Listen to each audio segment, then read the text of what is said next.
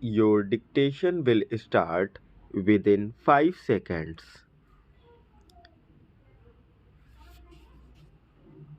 Sir, I would suggest for the consideration of the House, and this is what we have attempting to do in our science and technology plan also.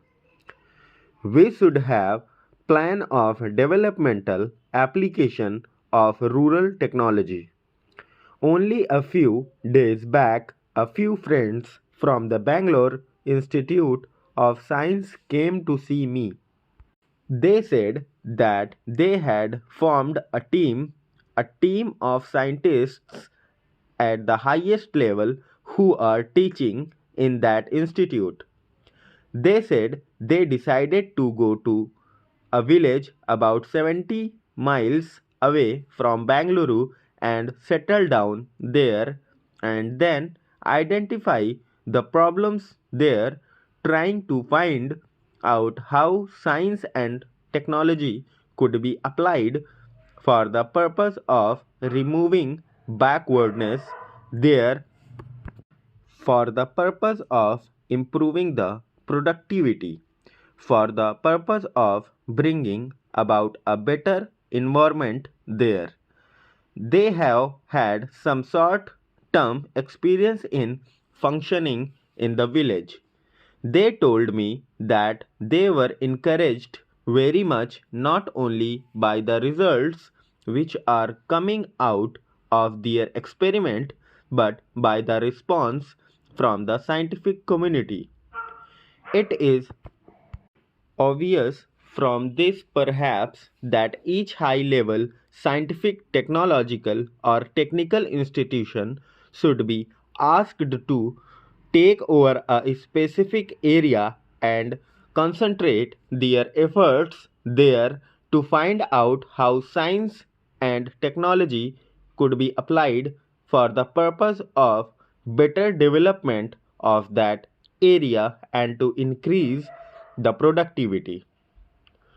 Therefore, it is only science and technology which could provide the answer to remove this backwardness. And it is on the basis of this alone that we would be able to tackle many of the problems with which we are confronted, whether it is unemployment or the removal of poverty, particularly in the rural areas. So, this is the answer for that.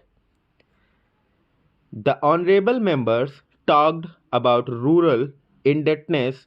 Rural indebtedness is also due to the feudal tradition which have been allowing bonded labor and other things.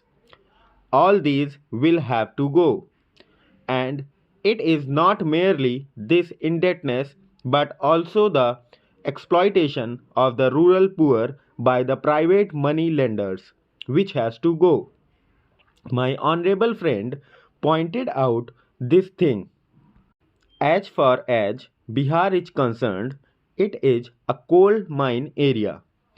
I recently went through a report. This person knew something about what was happening there, how the coal miners were being exploited by a set of organized money lenders and other antisocial elements. You talk about protecting the labor and protecting the poor, but have you gone there? Have you tried to organize and see that these malpractices are removed? Therefore, there is no use of blaming others if we have not done anything about it, and to that extent, we also contribute to the deterioration of the situation there. Therefore, it is a challenge to all of us.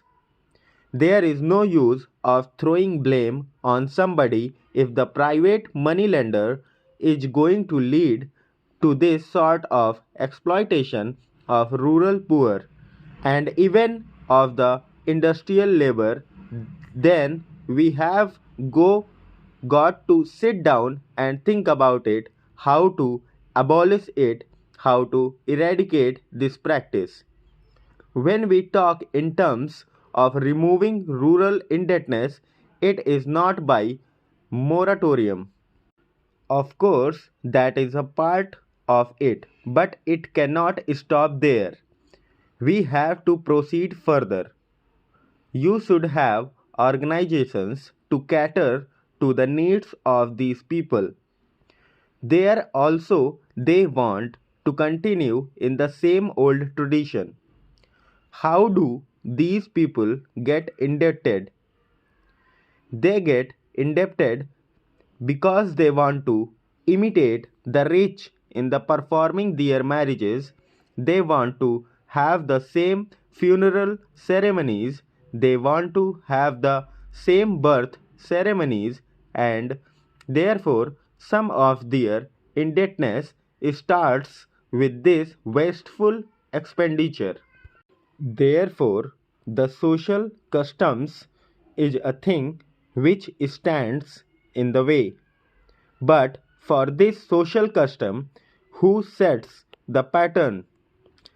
It is the rich people, even the educated people who set the pattern.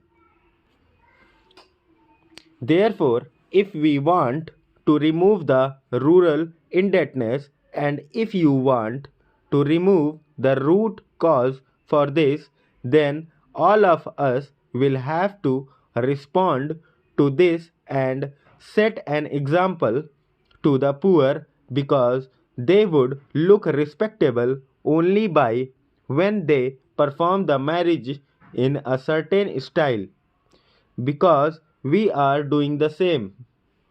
When we talk about the rural indebtedness, let us not attack the rural indebtedness in isolation.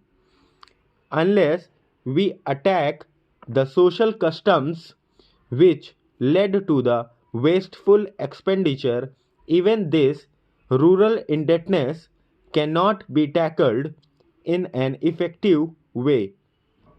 So it has to be looked at as a whole and not in isolation. We should look at it from that point of view. It is the educated group, the richer section of the people, who spoil the poorer sections by their own wasteful expenditure. I am coming to dowry. When we talk about it in the International Year for Women, we are thinking of liberating the women. Can we liberate them from the dowry system? Who are the worst sinners in this dowry system today?